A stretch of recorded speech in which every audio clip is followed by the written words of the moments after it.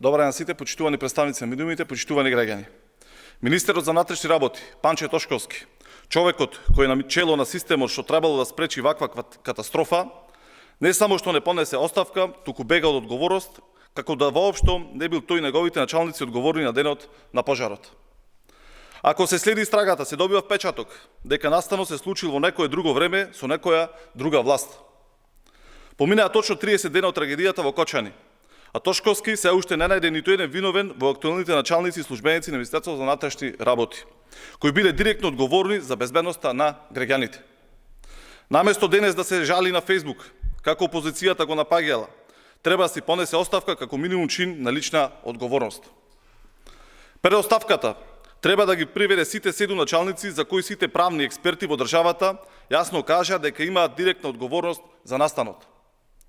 Додека обични службеници се гонат и носат на распит, додека истрагата веќе стигне до 2012 година, лицата кои реално имале моќ и обврска да спречат трагедија, остануваат недопирливи.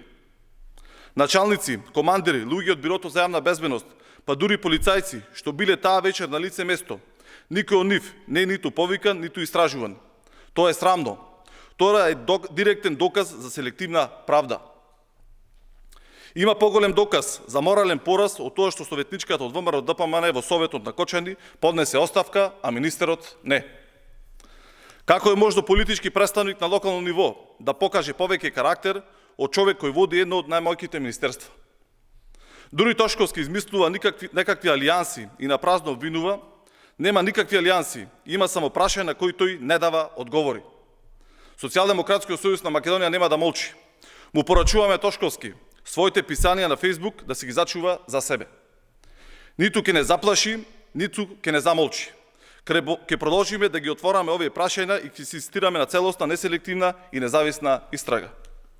Ќе бараме да се истражи одговорноста на оние кои биле на врвот, затоа што такму тие водат полицијата која гледала, знаела, а не направила ништо. Правда за Кочани нема да има додека тие што можеле да спречат трагедија не одговараат. Не само кривично, туку и институционално и политички. А тоа започнува со оставка на Панче Тошковски. Ако тој не сака да си понесе оставка, тогаш јавноста треба да му ја побара. Граѓаните имаат право да знаат зошто институциите молчат, а зошто функционерите од ВМРО ДПМН се третираат како недопирливи. Благодарам.